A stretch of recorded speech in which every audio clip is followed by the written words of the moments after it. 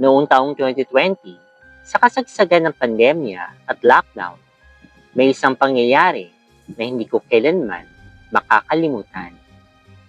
Ang kaibigan kong si Leyna ay galing sa isang pamilyang tila hinahabol ng kamatayan. Halos kada 2 taon, may isang miyembro sa kanilang angkan ang namamatay. Palaging biglaan, misteryoso, at tila may anino ng kababalaghan. May isa silang kamag-anak, si Mang Isko, isang tahimik pero kilalang tagapagtawas sa probinsya ng San Ildefonso, kung saan naninirahan ang pamilya ni Leyna. Si Mang Isko ay pinsan ng ina ni Leyna na si Tita Rosela. Ang paraan niya sa pagtatawas ay hindi pangkaraniwan. Hindi gamit ang kandila o langis, kung hindi baraha, ordinaryong baraha lang, pero animoy may buhay sa kanyang mga kamay. Isang hapon, habang ang langit ay nagkukulay lila at ang mga ibon ay tila sabay-sabay na nanahimik, nagsindi si Mang Isko ng 3 kulay asul na kandila, isang puti at isang lila. Ang apoy ay mahina, ngunit matatag. Habang sinasalansan niya ang mga baraha, naramdaman namin lahat ang malamig na simoy ng hangin. Tila may dumaan. Nang buksan niyang baraha, paulit-ulit lumilitaw ang isang sagisag. Ang sundo. May sumusulo sa inyong pamilya, bulong ni Mang Isko habang upot lang tinitingnan ang baraha. Ilang araw ang lumipas, kinausap ni Mang Isko si Tita Rosela. Tinanong niya ito kung palagi ba nitong napapaginipan ang mga yumao nilang kamag-anak. Tahimik naman na tumango si Tita. Oo, at sa panaginip ko, lagi silang may inaabot sa akin. Pagkain, laruan, kung ano-ano. Muling namutla si Mang Isko. Kinain mo ba? Tanong nito. Oo, bakit? Tanong ni Tita Rosela. Walang ano-ano, hinila siya ni Mang Isko palabas ng bahay. Kinuha niyang isang bagong uspong na sanga ng punong kamya sa bakuran nito. Pilit na pinakagat ito kay Tita Rosela. Kailangan mo kagatin ito! Bilisan mo! Bagamat naguguluhan, sumunod naman si Tita at kinagat niya nga ang sanga. Kinabukasan, nakita namin tuyong-tuyo na ang sangang iyon. Hindi lang kulay brown, kundi halos itim na parang sinunog. Nakalugmok ito sa lupa, waring nilamon ng isang sumpa. Pinaliwanag ni Mang Isko ang lahat. Dahil tinanggap at kinain mo ang pagkain ng mga patay, ikaw na ang isusunod.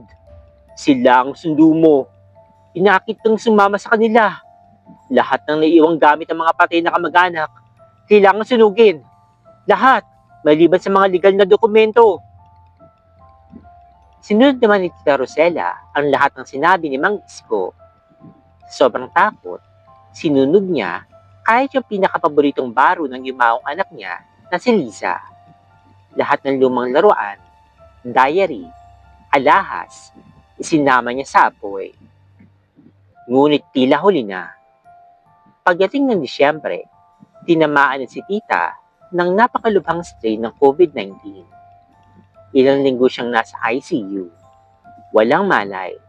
Halos mawalan na kami ng pag-asa. Pagkagaling niya, ikinuwento niya sa amin ang kanyang karanasan habang siya'y nasa bingit ng kamatayan. Nasa parang ako, ani ni Tita. Malawak, puno ng makukulay na bulaklak na tulips. Pero kahit araw, may kakaibang tunog. Tila lumang music box na bumubulong sa aking tenga. May humihila sa akin. Si Lola, yung matagal ng patay. Nakatayo sa dulo. Nakangiti. Inaabot niya ang mga kamay niya. Napaiyak siya habang kinukwentong sumunod. Biglang may humila sa batok ko. Isang nalala na kulay gatas ang balat. Kulot ang gintong buhok at puti ang kasuotan. Wala siyang muka, pero ramdam kong kanyang lakas. Inangat niya ako at nilubog sa isang balon na may berdeng tubig. Nabuksan kong aking mga mata. Nasa ICU na ako at humihinga pa. Mula noon, hindi na binaliwala pa ni tita ang mga babala. Nang dumating ang unang batch ng bakuna, kahit Sinovac lang, isa siya sa unang nagpabakuna. Hindi ko na muling tatanggapin ang alok sa mga patay. Bulong niya minsan sa akin. Mabubuhay ako nang may sakit, basta hindi ako susunod sa sundo. Simula noon, wala nang naitalang pagkamatay sa kanilang pamilya. Pero ang punong kamya sa kanilang bakuran, hindi na muli pang namunga. Ang gabing ito ay hindi ko kailanman makakalimutan. Noong taong 2019, ako'y nagtatrabaho bilang isang call center agent sa isang BPO company sa Pangilinan Valley, isang malamig at masukal na bahagi ng Hilagang Luzon.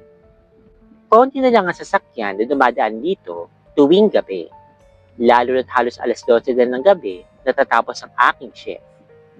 Magkasama kami ng kaibigan kong si Renzo, isa siyang delivery driver na madalas akong sinusundo kapag wala akong masakyan na pauwi.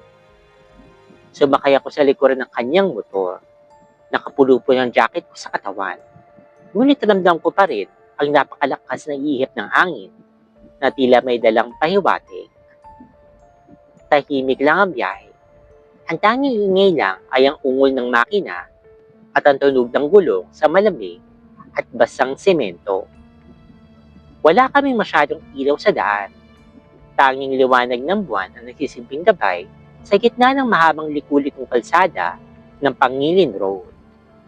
Isang lugar na ayon sa mga chismis, minsan na naging lugar ng sunod-sunod na banggaan at ng pagkawala. Habang binabagtas namin ang pinakamadilim na bahagi ng kalsada na tinatawag nila na patak ng luha, na kilala sa mga aksidenteng tila sinasadya, may narinig akong munting tinig. Paos, malambing, pero punong-puno ng lungkot at hilakbot. Sabihin, ako'y naghihintay. Bigla ako nanlamig. Akala ko imahinasyong ko lang, dala ng pagod at antok. Ngunit muli, mas malinaw, mula sa mismong bato ko. Halina, salubok sa ulan. Nagsipagtayuan ang aking mga balahibo. Napakapit ako kay Renzo ng mas mahigpit. Nilapit kong labi ko sa kanyang tenga. Renzo, narinig mo ba yun? Mahina akong tanong, halos pabulong. Hindi siya sumagot kagad-agad. Ramdam ko ang paninigas ng kanyang katawan. Maya-maya, nagsalita siya. Mahina, pero matigas. Huwag kang lilingon. Tila may kung anong lamig na dumaan sa pagitan namin. Para bang may pumagitna. Isang presensya na hindi mula sa tao. Ang hangin ay biglang bumigat. Ang paligid ay unti-unting tila nawalan ng kulay. Ang mga puno sa paligid ng kalsada nagsipagyukuan na para bang may iniiwasan. At ang awitin mas lumalakas at mas nagiging malinaw. Sasama ka ba sa akin sa ilalim ng buwan? Ang tinig ay naging parang mga nasa magkabilang tenga ko na. Nakakabingi, pero malamyos. Tila boses ng isang babaeng matagal nang nasaktan. Naghihintay at nagbabadya na meron siyang makakasama ng walang wakas. Hindi ko na napigilan. Napalingon ako at dun ko siya nakita. Isang babae, nakasuot ng puting damit na basang-basa.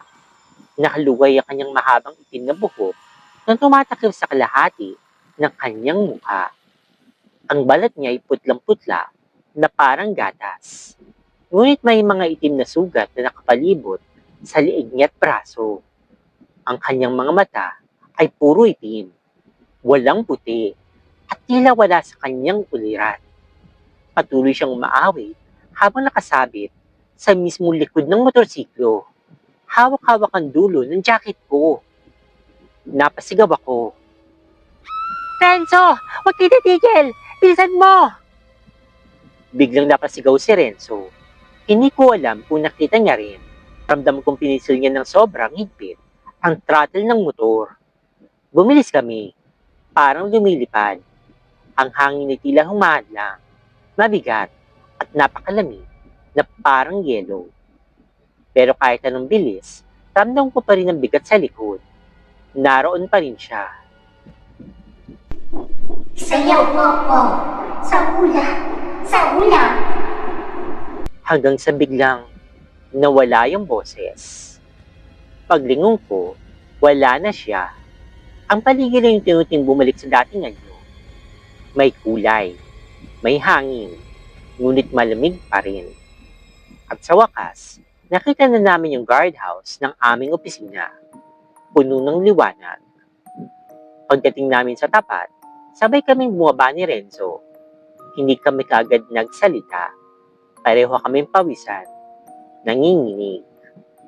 Nang sa wakas, nagkalakas po kaming magsalita, bumulong si Renzo sa akin. Alam mo ba, minsan na rin siyang sumama sa isang pasahero. Hindi na yun nakarating. Wala akong nasabi. Pagka-uwi ko ng bahay, hindi ako kaagad nakatulog. Kinabukasan, kinausap kong matandang security guard doon sa site. Napailing siya. Kung ikaw ay dadaan sa Pangilin Road sa gabi, aniya, huwag na huwag kang titingin sa likuran kapag may narinig kang kumakanta. Dahil kapag tumingin ka, baka hindi ka na makauwi. Simula noon, kahit anong mangyari, hindi ko na muling dinaanan pa ang Pangilin Road tuwing gabi. Hindi ko na rin narinig muli ang babaeng umaawit. Pero tuwing narinig ko ang awitin niya sa radyo na may parehong linya, Sayaw mo ko sa ulan. hindi ko maiwasang mapatingin sa salamin at sa likuran ko. Matagal ko nang kinikimkim ang kwentong ito. Halos isang dekada na ang lumipas. Noon pa man, nais ko na ito sanang isalaysay. Pero tila ba may pumipigil sa akin. Siguro dahil sa takot, o baka naman hinihintay ko lang ang tamang panahon. Ngayon, sa wakas, handa na akong ibunyag ang karanasan na hindi ko kailanman makakalimutan. Unang beses ko noon sa isang lugar sa Mindoro na hindi kilala ng marami. Isang tagumpahagi sa bayan ng Santa Miranda. Sa halip na tumuloy kami sa sikat na baybayin, pinili ng nobyo ko noon na mag-book sa isang eksklusibong hotel sa tuktok ng isang burol. Maliit lamang ito, 5 kwarto, 3 palapag, at puno ng kahoy ng webles at lumang kahoy na palamuti na tila ba bawat isa ay may sarili-sariling kwento. Ang kwarto namin ay nasa pinakamataas na palapag. Mula sa maliit na balkonahe, tanaw mo ang makakapal na puno, ang gilid ng bangin, at sa di kalayuan, ang asul na dagat. Kahit modernong disenyo naman ng banyo, ang isang pader nito ay salamin na opaque. Pwedeng buksan para matanaw ang gubat sa labas, pero walang makakasili papasok.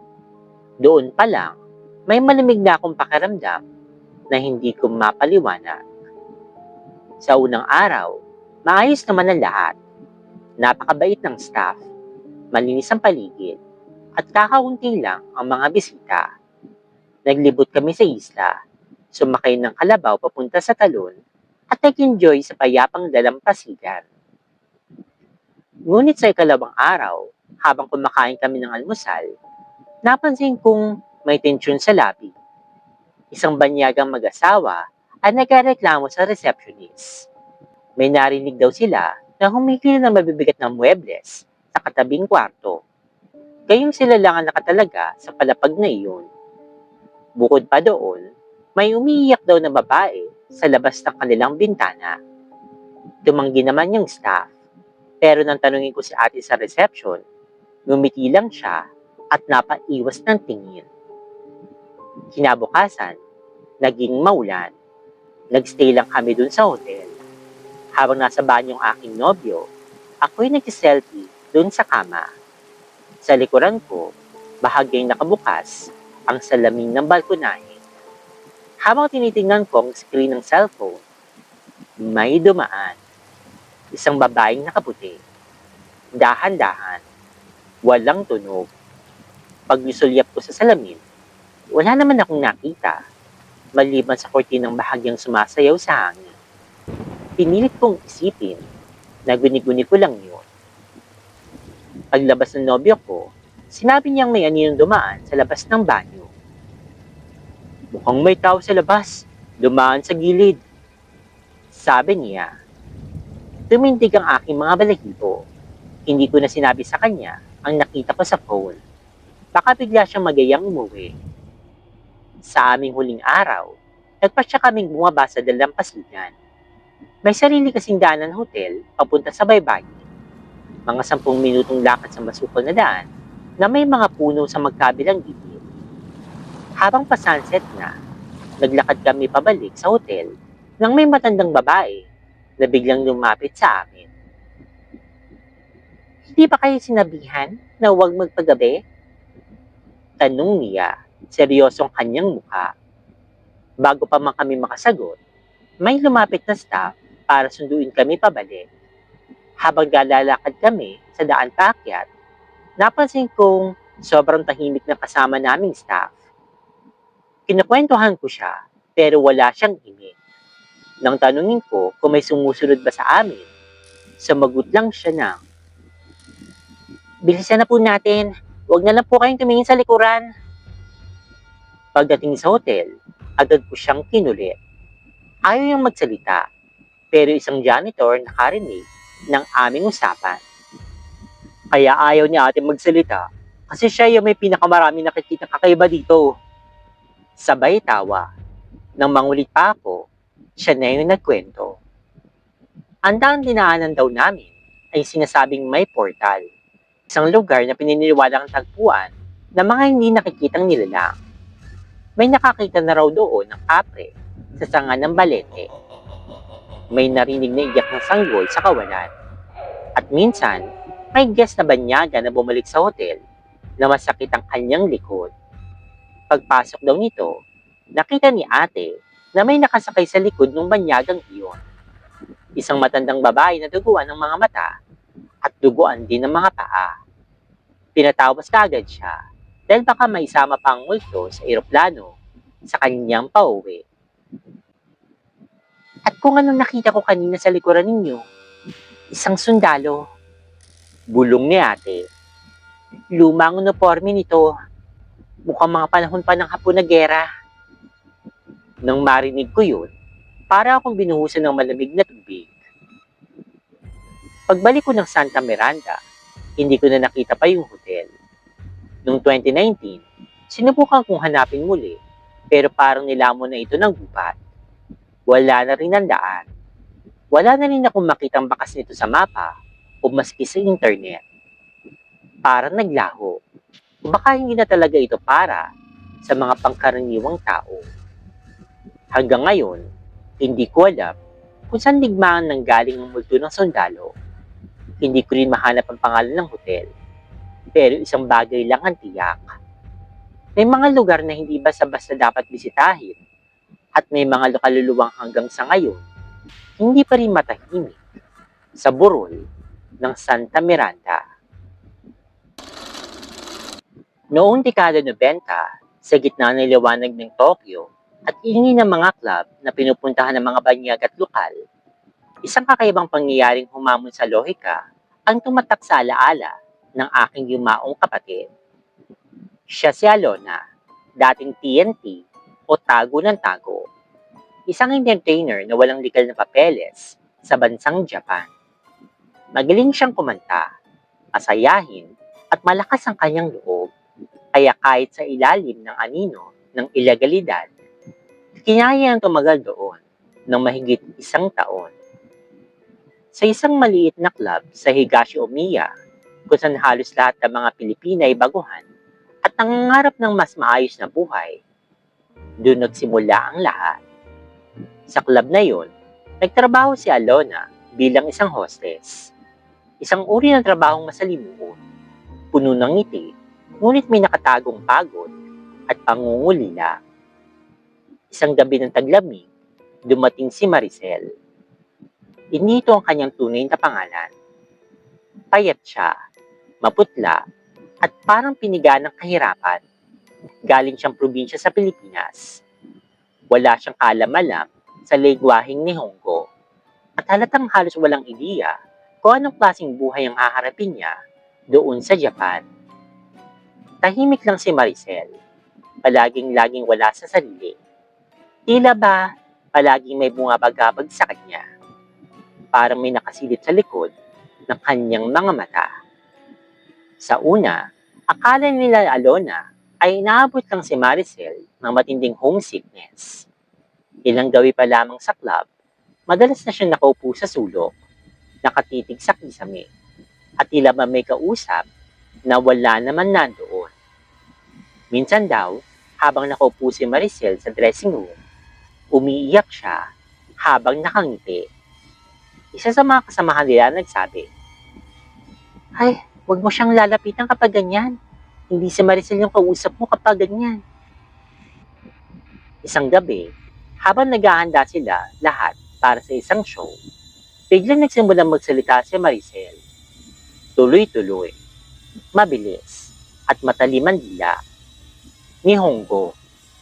Pero hindi lang basta Nihongo. Malalim na Nihongo. May mga salitang kahit sila Alona at ang kanilang hapon na amo, hindi kagad maintindihan. Tumayo si Maricel, nanlilisik ang mga mata, at sa tinig na parang hindi sa kanya, nagsalita siya ng pangalan. Watashi wa Kuroda Ichiro, Nanadisai.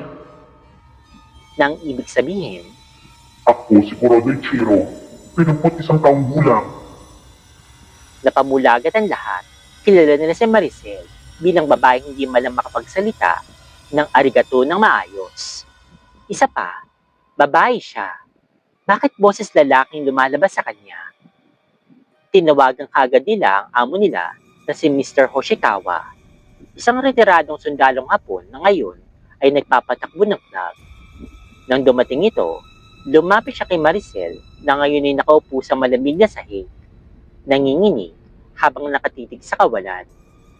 Kinausap niya ito sa Nihongo at laking gulat niya na makipagpalitan nito ng sagot. Ayon sa kanya, hindi pwedeng dayain ng ganung lalim ng wika. Hindi yun galing sa utak ng isang banyaga na wala pang isang buwan sa Japan. Sinubukan nilang ipatawag ang isang mababasa ng espiritu sa Osaka, ngunit tinanggihan sila. Hindi ito basta iligaw na kaluluwa, ani ng isang matandang omyoji na kanilang tinawagan. Ito'y kaluluwang hindi pa handang iwan ang lugar na iyan. Posibleng may pagkamatay na hindi nabigyan ng katarungan. Sa mga sumunod na araw, lalo pang lumala ang kalagayan ni Maricel. Madalas siyang nawawala ng ulirat, napapaginipan ng iba sa kanilang kwarto, at may isa pang insidente kung saan nakita siyang nakatayo sa itaas ng isang mesa, habang hawak-hawak ang isang napakatalas na gunting. Kung hindi siya alis dito, may mamamatay, sambit ng isang nilang kasamahan na si LP. Napagdesisyon nilang pauwi na lamang si Maricel. Sa huling gabi bago siya umalis, isinaba siya ng amo nila sa isang templo sa Saitama. Doon siya binindisyonan ng isang mongheng Hapon, habang mga kasama niyang Pinay ay tahimik na nagdarasal doon sa gilid. Habang pinubuhusan ng banal na tubig si Maricel, umuungol ito sa boses ng isang matandang lalaki. Hindi pa ako tapos. Ako'y pinatay. Dito mismo, sa club na ito. At pagkatapos, bigla siya napahandusay at nawala ng malay. Kinabukasan, sinakay siya sa eroplano pabalik ng Pilipinas. Walang nakakaalam kung tuluyan na siyang gumaling, pero ayon kay Alona, may isang araw na nakatanggap sila ng sulat mula sa pamilya ni Maricel. Nasa ospital pa rin daw ito. Tahimik, hindi nagsasalita, pero hindi naman sinasapian. Hindi rin sila nagtagal sa club na iyon. Isa-isa sila naghanap ng ibang lugar. Dahil tila simula nang dumating si Maricel, may anino ng palaging sumusunod sa kanila.